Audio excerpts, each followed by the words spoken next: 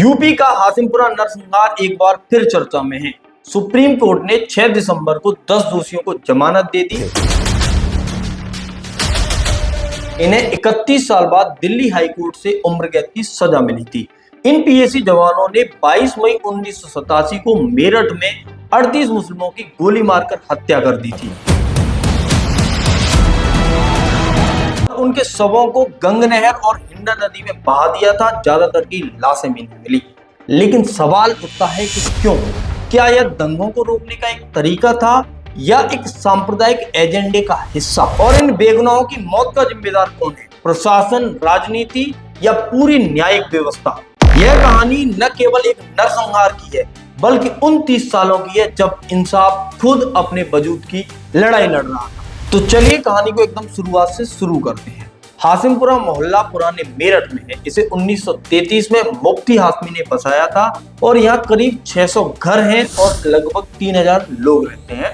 यह हाशिमपुरा मोहल्ला 3 तरफ से हिंदू आबादी से घिरा है और जिस दिन यह नरसंहार हुआ था उस दिन अलविदा जुम्मा। साल 1986 में तत्कालीन पीएम राजीव गांधी ने बाबरी मस्जिद ढांचे के दरवाजे खोलने के आदेश दिए। तभी से पूरी यूपी में छुटपुट दंगे शुरू हो गए। 1987 में यूपी में राम जन्मभूमि आंदोलन ने रफ्तार पकड़ ली और विश्व हिंदू परिषद पूरे यूपी में राम जन्मभूमि समितियों का गठन कर रहा था। वरिष्ठ पत्रकार शीतला सिंह अपनी किताब अयोध्या राम जन्मभूमि बाबरी मस्जिद का सच में बताते हैं कि 1987 में विश्व हिंदू परिषद ने बाबरी मस्जिद को हटाने का प्लान बना लिया था और उसके बाद मेरठ सांप्रदायिक दंगों का गढ़ बन गया। मेरठ में 14 अप्रैल को शब बारात के दिन से शुरू हुए दंगों में हिंदू और मुस्लिम पक्ष के 12 लोग मारे गए।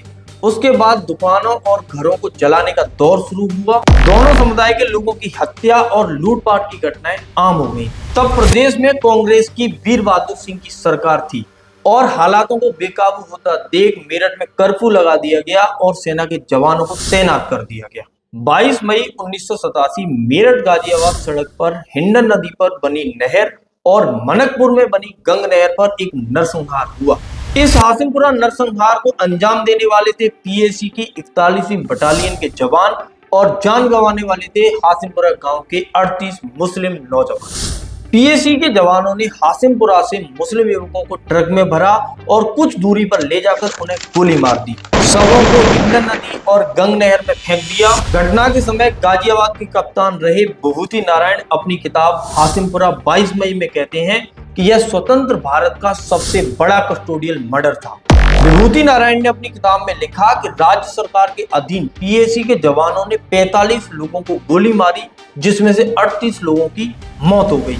हाशिमपुरा में ही नहीं मेरठ के मलियाना में भी इतनी ही बुरी घटना घटित हुई। फर्क सिर्फ इतना था, उन्हें कस्टडी में लेकर नहीं मारा गया, उन्हें हिंदुओं की भीड़ और पीएसी के जवान दोनों ने मिलकर मारा। 23 मई 1987 को मलियाना गांव में 72 मुसलमानों को मार डाला गया। आरोप लगा कि यह स्थानीय हिंदुओं और राज्य के सशस्त्र पुलिस बलों ने किया है। विभूति नारायण राय अपनी किताब में 41वीं बटालियन के प्लाटून कमांडर सुरेंद्र पाल सिंह को इस पूरे घटनाक्रम का सूत्रधार बताते हैं। वह प्लाटून कमांडर सुरेंद्र पाल सिंह ही था जो पीएसी के पीले रंग के ट्रक में 40 से ज्यादा मुस्लिम युवकों को भरकर अपने साथियों के साथ निकला था।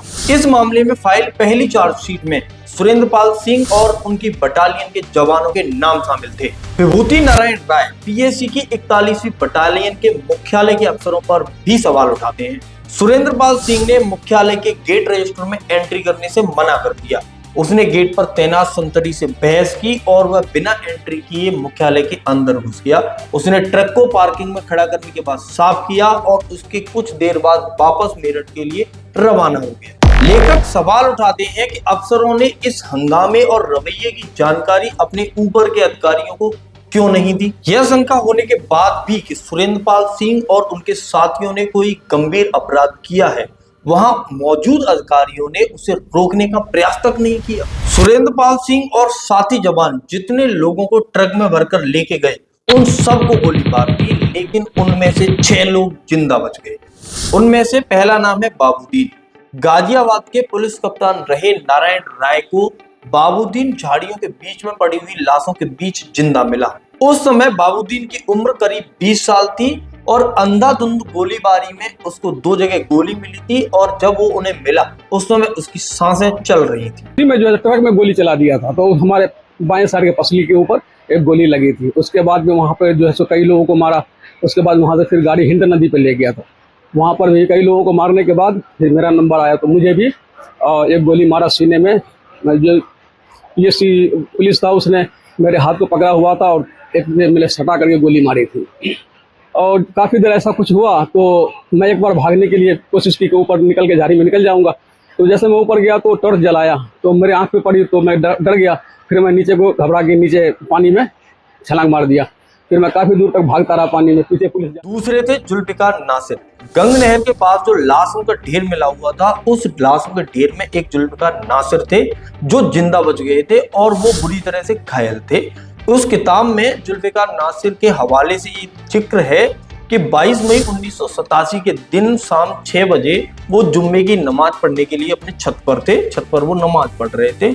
उसके बाद कुछ फौजी आए और वहाँ वो जुल्फिकार नासिर को, उनके पिता को और उनके 2 चाचा और बाबा को गली में ले गए और गली से सड़क पर लेके गए। वहां जाके उन्होंने क्या किया कि 2 गुटों में पूरे लोगों को बांट दिया। एक तरफ बुजुर्ग और बच्चों को और दूसरी तरफ जो हट्टे कट्टे नौजवान थे उनको। 40-45 हट्टे कट्टे लोगों को, जिनमें मैं भी शामिल था, उन्हें पीएसी के लास्ट वाले ट्रक में भर दिया जाता है और उसको भरने के बाद जो ट्रक था वो रवाना होता है दिल्ली हाईवे पर। दिल्ली हाईवे पर 40-50 किलोमीटर दूर चलने के बाद पहला स्टॉप आता है हिंडन नदी पर बनी एक नहर जो है उस पर। वहां कुछ युवकों को गालियां देते हुए ट्रक से बाहर निकाला जाता है और उन्हें वहां गोली मार दी जाती है। उसके बाद ट्रक आगे पहुंच जाता है और फिर पहुंच जाता है वो गंग नहर पर और गंग नहर पर भी शेष बचे हुए लोगों को गोली मारकर उन्हें नहर पर बहा दिया जाता है। मुजीबुर रहमान, कमरुद्दीन और मोहम्मद उस्मान, ये 3 लोग हिंडन नदी पर बनी नहर में जो कत्लेआम हुआ था उसमें जिंदा बच गए थे।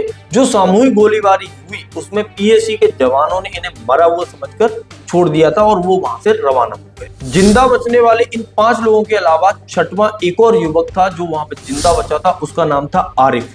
हिंडन नदी पर बनी नहर पर उसकी भी सांसें चल रही थी, लेकिन वहां से आने के बाद वो कहां चला गया अभी तक किसी को भी नहीं पता।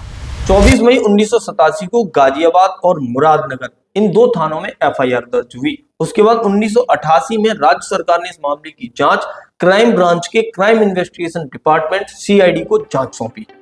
फरवरी 1994 में सीआईडी ने जांच रिपोर्ट सौंपी। इसमें पीएसी और पुलिस के सभी रैंक के 60 से अधिक लोगों के शामिल होने की बात कही गई। 20 मई 1996 यानी घटना के 9 साल बाद गाजियाबाद के चीफ जुडिशियल मजिस्ट्रेट के सामने चार्जशीट दाखिल की गई। इसमें 19 लोगों को आरोपी बनाया और 161 लोगों के बयान गवाह के रूप में दर्ज किए गए।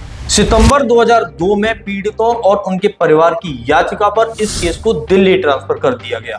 दिल्ली की कोर्ट ने 17 आरोपियों के खिलाफ हत्या की कोशिश, सबूतों के साथ छेड़छाड़ और हत्या की साजिश रचने के मामलों में आरोप तय किए। 21 मार्च 2015 को कोर्ट ने 16 जिंदा बचे आरोपियों को संदेह का लाभ देते हुए बरी कर दिया।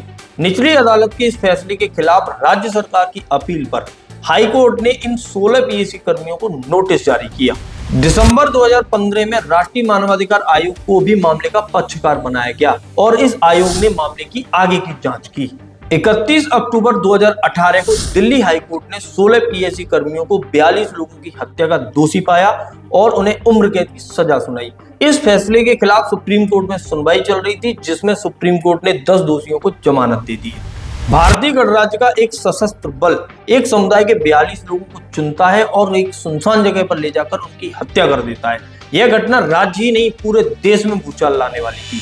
तब प्रदेश और केंद्र दोनों में कांग्रेस की सरकार थी। मुख्यमंत्री थे वीर बहादुर सिंह और प्रधानमंत्री थे राजीव गांधी। 1986 में बाबरी मस्जिद के गेट खोलने के आदेश देने के बाद मेरठ से लेकर मुरादाबाद, कानपुर, इलाहाबाद इत्यादि जगहों पर दंगे भड़क उठे।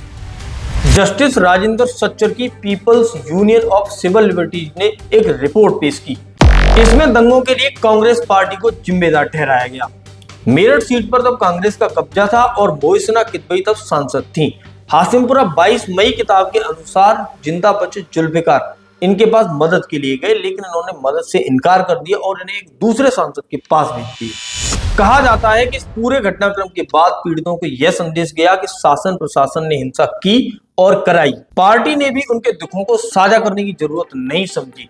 इस हिंसा के बाद 1989 से अब तक राज्य में कांग्रेस वापस सत्ता में नहीं आ सकी और साल दर साल उनकी सीटें भी कम होती गईं। हाशिमपुरा कांड केवल एक घटना नहीं, यह भारत की सांप्रदायिक राजनीति, प्रशासनिक विफलता और न्यायिक ढांचे का कड़वा सच है। यह कहानी उन बेगुनाहों की है जिससे न केवल हिंडन नदी लाल हुई, बल्कि हमारी न्यायिक व्यवस्था की भी नींव हिल गई। आज भी हाशिमपुरा के पीड़ित परिवार यह सवाल पूछते हैं कि क्यों हमारे बेटे, हमारे भाई, हमारे पति क्यों मारे गए। यह कांड हमें यह सोचने पर मजबूर करता है कि क्या वाकई हम एक लोकतंत्र में हैं या वास्तव में एक ऐसे समाज में हैं जहां सिर्फ नाम का इंसाफ मिलता है। नमस्कार दोस्तों, अगर आपको हमारा ये वीडियो पसंद आया हो तो इसे लाइक करें और ज्यादा से ज्यादा शेयर करें।